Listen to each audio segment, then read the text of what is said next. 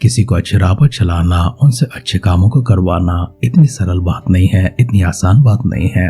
हाँ, अगर वही इसके विपरीत में होते हुए किसी से बुरा करवाना है, किसी को बुरी राहों पर चलवाना है, इसके लिए उन्हें प्रेरित करना, उन्हें उत्साहित करना इतनी कठिन नहीं होती है, क्योंकि बुराई बहुत जल्दी पकड़ लेती है। अच्छी प्रेरणा देने के लिए, अच्छी राहों पर चलाने के लिए थोड़ी मेहनत करनी पड़ती है, कभी मुश्किल होती है तो कभी असंभव भी हो सकता है।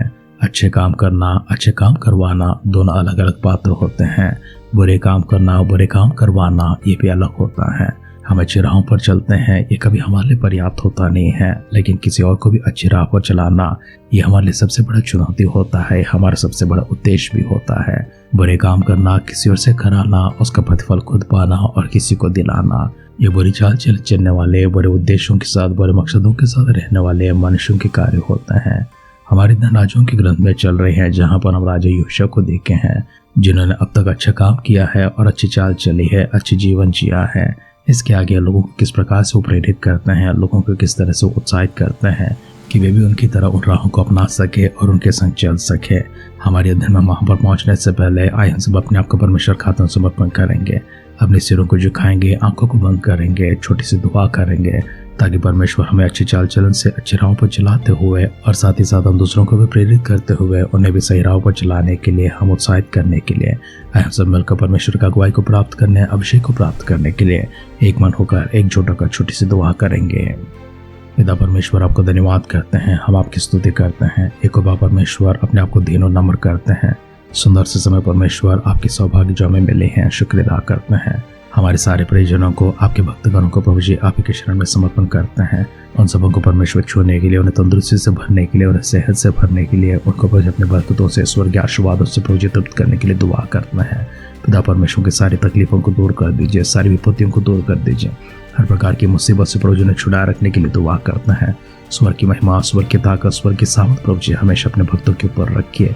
स्वर्गीय खुदा अपने प्रार्थनाओं को सुना है, सभी को आशीष दिया, सभी को चंगाई दी, इसके लिए धन्यवाद करते हुए हमारे उद्धारकर्ता हमारे प्रभु यीशु मसीह के नाम से इस प्रार्थना को मांगते हैं। सुन और कबूल कर पिता। आमेन, आमेन, आमेन। आध्यात्मिक जीवन की दैनिक खुराक सुन रहे हमारे सारे प्रिय श्रोताओं को, परमेश्वर के भक्त भक्तगणों को प्रभु यीशु मसीह के नाम में प्यार भरा जय मसीह की सुप्रभातम और शुभोदय कहते हुए हम सबका मनपसंद ध्यान के अंदर आध्यात्मिक जीवन की दैनिक खुराक में और इस नए दिन में आप सबका स्वागत करते हैं। हमारे धनराजों की दूसरे ग्रंथ 23 अध्याय में चल रही है, जहाँ पर हमने कल के अध्ययन में पहला वचन से लेकर 20 वचन तक गौर किया है।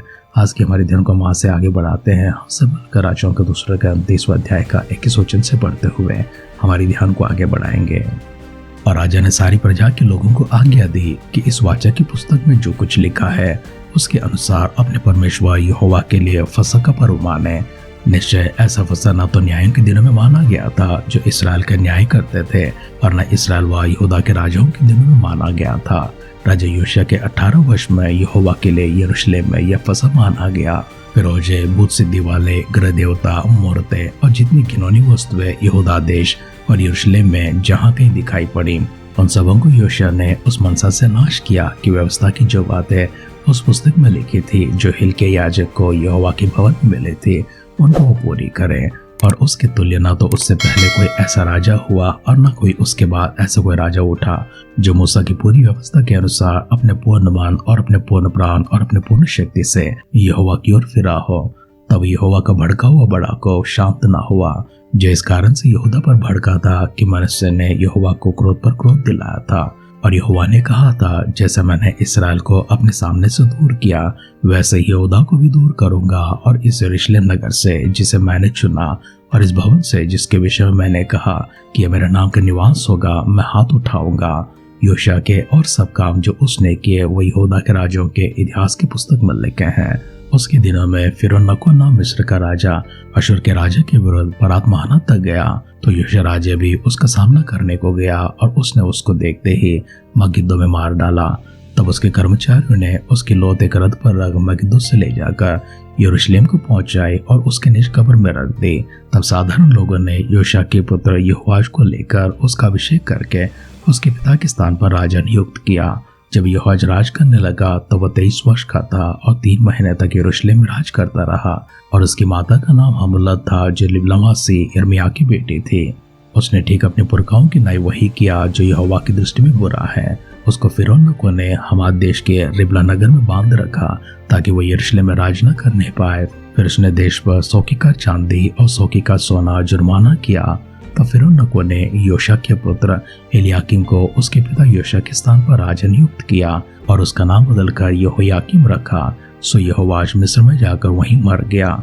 यहोयाकीम ने फिरौनको वही चांदी और वही सोना तो दिया, परंतु देश पर इसलिए कर लगाया कि फिरौन की आज्ञा के अनुसार उसे दे सके, अर्थात देश के सब लोगों से जितना जिस पर लगान लगा उतनी चांदी और सोना उससे फिरौनको को देने के लिए ले लिया। जब यहोयाकीम राज करने लगा तब वो 25 वर्ष का था और 11 वर्ष तक यरूशलेम में राज करता रहा। और उसकी माता का नाम जबीदा था, जो रोमावासी अदमया की बेटी थी। उसने ठीक अपने पुरखाओं की नाई वह किया जो यहोवा की दृष्टि में बुरा है।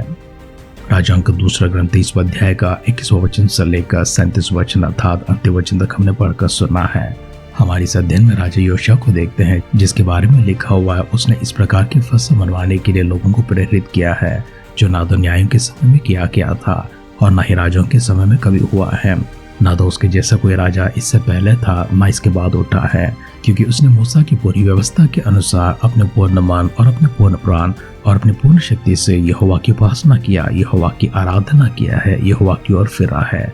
उसके समान ना तो कोई न्यायी थे ना ही कोई राजा थे, लेकिन परमेश्वर का भड़का हुआ कोप अभी भी यहूदा के ऊपर है। इसका कारण यह है कि योशिया के पिता मनुष्य ने वो सारे बुरे काम किए, घिनौने काम किए हैं, जिससे परमेश्वर को रीस दिला है, क्रोधित किया है।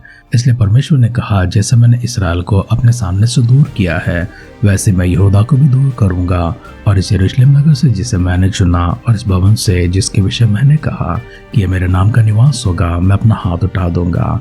योशिया ने जितने भी काम किए हैं वो सब यहूदा के राजाओं के इतिहास की पुस्तक में लिखे हैं। लेकिन एक दिन ऐसा हुआ कि फिरौनको नाम मिस्र का एक राजा था जो अशूर के राजा के विरुद्ध परात्माना तक गया था। तो योशिया भी उसका सामना करने को गया, लेकिन उसने उसको देखते ही मगिद्दो में मार डाला। तब उसके कर्मचारियों ने उसके लोथ एक रथ पर रखकर मगिद्दो से ले जाकर यरूशलेम में पहुंचाए और उसके निज कब्र में उसको रख दिया। तब साधारण लोगों ने अर्थात प्रजा ने मिलकर योशिया के पुत्र योआश को लेकर उसके स्थान पर राजा बनाकर उसका अभिषेक किया है। जब उसका बेटा योआश राज करने लगा, वह 23 वर्ष का था और वह 3 महीने तक यरूशलेम में राज करता रहा। इसके बाद राजा उसे बंदी बनाकर मिस्र देश में लेकर जाता है, वहीं पर वो मर जाता है। उसके स्थान पर फिरौनको ने योशिया के पुत्र एलियाकीम को उसके पिता योशिया के स्थान पर राजा नियुक्त किया और उसका नाम उसने बदलकर यहोयाकीम रख दिया था। यहोयाकीम वही किया करता था जिस तरह से राजा फिरौन ने तय किया था। 100 किक्कार चांदी और 100 किक्कार सोना जुर्माने के रूप में और लगान के रूप में उसे दिया करता था। और योशिया ने सारी प्रजा के ऊपर इस बोझ को डाला कि सब लोग लगान लेकर आए ताकि राजा फिरौन को दे सके। जब यहोयाकीम राज करने लगा तब वह 25 वर्ष का था और वह 11 वर्ष तक यरूशलेम में राज करता रहा। और उसने भी ठीक वही किया जो उसके पुरखाओं ने किया था, जो परमेश्वर की दृष्टि में बुरा था।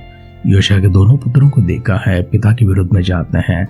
योशिया को देखा हमने अपने पिता मनश्शे के विरुद्ध में और अपने सारे पुरखाओं के विरुद्ध में। इसराइल के जितने भी राजा थे और जितने भी न्याय थे उनके विरुद्ध में जाकर वो करता है जो परमेश्वर की दृष्टि में अच्छा है। पूरे मन से, पूरे प्राण से, पूरी आत्मा से परमेश्वर की सेवा करता है, वचन का पालन करता है। लेकिन उसके दोनों बेटों को हमने देखा है अपने पिता के विरुद्ध में जाकर परमेश्वर को रीस दिलाने वाली, उन्हें क्रोधित करने वाली बुरे काम करते हैं। वचन सुनने प्रेषणों, इन वचनों के आधार पर हमारे जीवन हो सके, इसलिए फिर से एक बार अपने आप को परमेश्वर खाते में समर्पण करेंगे। परमेश्वर हमारे सामने अच्छाई को रखे हैं, बुराई को रखे हैं, चयन हमें करना चाहिए। योशिया ने सोचा कि अपने पिता के मार्गों पर ना चले, लेकिन योशिया के संतानों ने सोचा कि वे अपने पिता के मार्गों पर ना चले। योशिया परमेश्वर को प्रसन्न करता हुआ, उनकी महिमा बढ़ाता हुआ एक जीवन को जीता है। तो उसके संतान परमेश्वर को क्रोध दिलाने वाले कामों को करते हैं, ऐसे जीवन को जीते हैं। आपके सामने एक चुनाव है और एक चुनौती है। आप किस प्रकार से चलना चाहते हैं? परमेश्वर की ओर से एक प्रश्न से आज के ध्यान को यहाँ पर समाप्त करते हैं। आइए अपने सिरों को झुकाएंगे, आंखों को बंद करेंगे, छोटी सी प्रार्थना करेंगे। सर्वशक्तिमान पिता परमेश्वर, फिर से एक बार आभार मन के साथ में आपके दिव्य सानिध्य में अपने आप को दिलो नम्र करते हैं। देव सुंदर से समय के लिए प्रभु जी शुक्र अदा करते हैं। सौभाग्य हमारी प्रभु जी कि हम सब अपने आप को सजीवों की गिनती में मानते हैं और आपके दिव्य सानिध्य में आने के प्रभु जी का अद्भुत वरदान को प्राप्त करते हैं। पिता आप हमारे साथ है प्रभु जी, हमसे बातें किया, शुक्र अदा करते हैं। इन वचनों के आधार पर हमारे जीवन हो सके ऐसे चलने के लिए परमेश्वर आत्मा का अभिषेक हमारे पूर्ण देते रहिए। समझ से, ज्ञान से प्रभु में बढ़ते रहिए, साहस से, शक्ति से, वीरता से, प्रार्थना से बढ़ते रहिए। प्रभु यीशु मसीह के बादलों की आगमन के विलंब की कल सुबह फिर से एक बार अमल कर आपकी स्तुति करने, आराधना करने, हम सबों को सजीवों की संख्या में, भाग्यवानों की संख्या में कुछ संभाल रखने के लिए दुआ करते हैं।